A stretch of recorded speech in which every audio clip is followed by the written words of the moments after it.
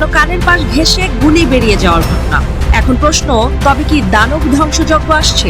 মুহূর্তেই চুরমার হয়ে যাবে এই জাদুর নগরী মায়ার মেট্রোপলিটন? বিশেষজ্ঞরা দিচ্ছেন ভয়ঙ্কর বার্তা, বলছেন হাতে আর খুব একটা সময় নেই। মুহূর্তেই হারিয়ে যেতে পারে জনাকীর্ণ ঢাকা, মুহূর্তেই প্রাণ হারাতে পারে 50 লাখেরও বেশি মানুষ। হ্যাঁ, এটা চিটাগাং, সিলেট হলো নাম্বার 1। চিটাগাং ওই এলাকাটা আছে, আপনি কুমিল্লা নোয়াখালী এদিকে আছে। আবার নর্থ বেঙ্গলে আপনার পঞ্চগড়, ঠাকুরগাঁ, দিনাজপুর ওই সাইডটা আছে, রংপুর, ওই জায়গাগুলো আছে। এগুলো ছিল একদম সব থেকে ক্রিটিক্যাল অবস্থায়। ঢাকা কিন্তু মডার্ন অবস্থা ছিল।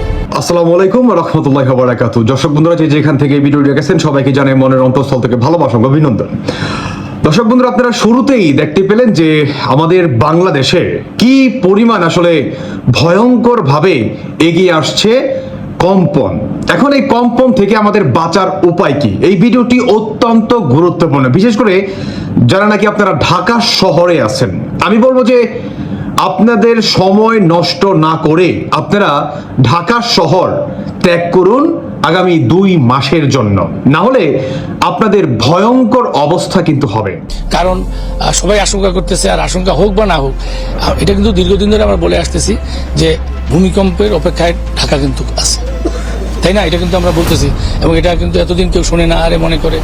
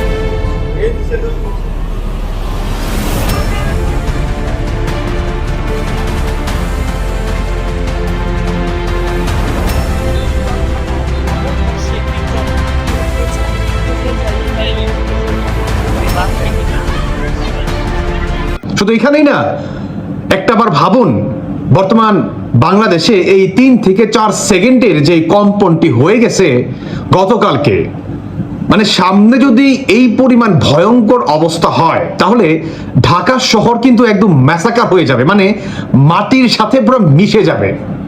কাজেই আপনারা সকলেই ঢাকা ত্যাগ করুন, নিজেদের সেফ ভাবে থাকার একটা আশ্রয় খুঁজে বের করুন। যাদের গ্রাম অঞ্চলে বাড়িঘর আছে আপনারা সেখানে চলে যান। যদি আপনাদের নিজস্ব বাড়িঘর গ্রাম অঞ্চলে নাও থাকে, তাও বলবো যে আত্মীয় স্বজনের কাছে সেখানে চলে যান। যদি দূরেরও আত্মীয় স্বজন হয়, যদি তাদের হাতে পায়ে ধরে হলেও যদি থাকতে হয়, তারপরও আপনারা সেখানে গিয়ে অবস্থান নেন। বর্তমান বাংলাদেশের সামনে যেই ভয়ঙ্কর অবস্থা, মানে যতদিন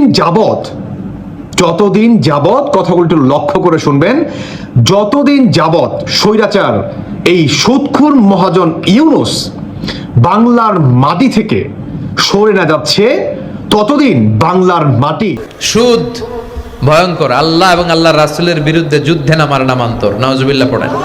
এজন্য সুদের সাথে মুমিনের কোনো সম্পর্ক নাই। শান্ত হবে না, আল্লাহর গজব প্রতিনিয়ত আসবেই।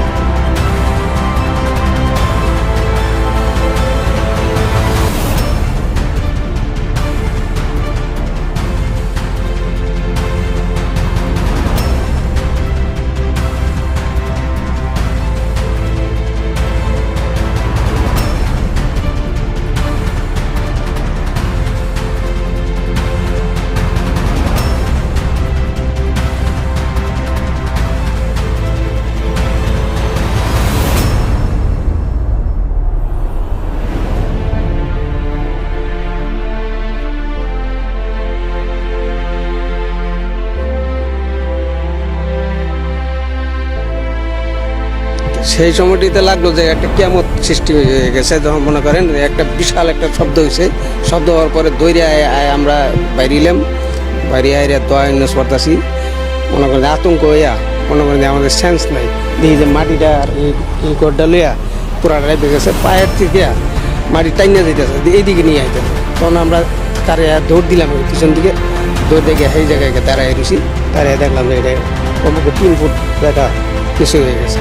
একটা জিনিস আপনারা একটু ভাবেন, যেই বাংলাদেশ আপনার লাখো শহীদের রক্তে কেনা, আর এই শহীদদেরকে কেন্দ্র করে, মুক্তিযুদ্ধকে কেন্দ্র করে যেই ভাবে এই সরকার আপনার লাঞ্ছনা, ধিক্কার, অপমান, অপদস্থ প্রতিনিয়ত তারা আসলে করতে ভোলে না বা চালিয়ে যায়, আল্লাহর লানত কি তাদের উপর আসবে না? আমাদের উপর আসবে না? আমরা বাঙালি জাতির ভাই অনেক পাপ করে ফেলাইছে, অনেক পাপ। আমাদের পাপের আসলে কোনো সীমা নাই। পাপের আসলে বাপ মা মারা গেছে রে ভাই, বোঝেন নাই? কারণ আমরা স্বাধীন দেশ মানি না, আমরা সুদখোর মহাজনকে বসাইছি যাতে বাংলাদেশটা সামনের দিকে সুদের মাধ্যমে নিয়ে যেতে পারে। আর সবচেয়ে বড় এজ আ ফিডব্যাক আজকের বা গতকালকের বাংলাদেশের এই অবস্থা। তাই বলবো, আপনারা আমার কথা মানুন বা না মানুন, আগে পর একটাবার ভাবুন, বাংলাদেশে ইতিপূর্বে কিন্তু এই ঘটনা ঘটেনি, যেটি এই সুদখোর মহাজন ইউনুস যেদিন থেকে আসা শুরু করছে, এতদিন কিন্তু আমাদের বাংলাদেশে এগুলো হয়নি। বর্তমান কেন হচ্ছে এই রিজনটা বের করুন। শেখ হাসিনা বা বিএনপি সরকার থাকাকালীন এগুলো হয়নি, বা এরশাদ থাকাকালীন এই ঘটনা ঘটেনি। কেন সুদখোর মহাজন ইউনুস এই 17 থেকে 18 মাসের ভিতরেই বাংলাদেশের আল্লাহর তরফ থেকে আসলে গজব আমাদের উপর নেমে আসছে। আর বিজ্ঞানীরা বলছে সামনে আরো ভয়ঙ্কর অবস্থা হবে, ঢাকা শহর মাটির সাথে মিশে যাবে, খুঁজেও পাওয়া যাবে না, লক্ষ লক্ষ জনগণ জাস্ট গায়েব হয়ে যাবে সেকেন্ডের ভিতরেই, লাশও খুঁজে পাওয়া যাবে না। বাংলাদেশে কবর দেওয়ার নাকি জায়গা পর্যন্ত মনে করেন পাওয়া যাবে না, এত পরিমাণ মানুষ মারা যাওয়ার আসলে আশঙ্কা করছে। কাজেই বলবো আপনারা সেফ জায়গায় চলে যান। এই সুদখোর ইউনুসের বাংলার মাটি থেকে উৎখাত করার জন্য আওয়ামী লীগের পাশে দাঁড়ান। কারণ আল্লাহ নিজে বলেছে, যেই দেশের মহাজন সুদখোর হয়, সুদখোরের মাথাকাট হয়, আর তার নীতি, তার আদর্শ সুদ দিয়ে হয়, ক্ষুদ্র ঋণ দিয়ে মানুষের, সাধারণ জনগণের, গরিবদের রক্ত চুষে নেওয়া হয়, সেই সরকারের অধীনে সেই দেশের কখনোই কল্যাণ বয়ে আনে না, আল্লাহর রহমত দান করে না। কাজে বলবো, দেশ বাঁচান, সার্বভৌমত্ব বাঁচান, বাংলাদেশের সাধারণ মানুষকে বাঁচান, নিরহ কোটি কোটি প্রাণকে বাঁচান। 50 লক্ষ মানুষ মারা যাবে জাস্ট সেকেন্ডের ভিতরেই। এত মানুষ কবর দিবেন কোথায়? এই লিস্টে আমিও থাকতে পারি, আপনিও থাকতে পারেন, আমার পরিবার, প্রিয়জন, আত্মীয় স্বজন, বন্ধু বান্ধব অনেকেই থাকতে পারে। কাজেই আবারও বলছি, আপনারা ঢাকা শহর ত্যাগ করুন, সেফ ভাবে একটি নিরাপদ স্থানে আপনাদের থাকার ব্যবস্থা করুন। সর্বশেষ আমি আরেকবার বলতে চাই, সুদখোর মহাজন স্বৈরাচার ইউনুস হটান, দেশ বাঁচান। যতদিন সুদখোর থাকবে ততদিন বাংলাদেশে আল্লাহর তরফ থেকে এই ধরনের গজব আসতেই থাকবে।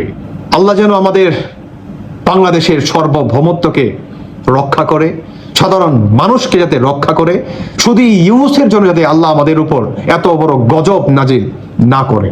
আমিন। ভালো থাকুন সবাই। আল্লাহ হাফেজ। আসসালামু আলাইকুম।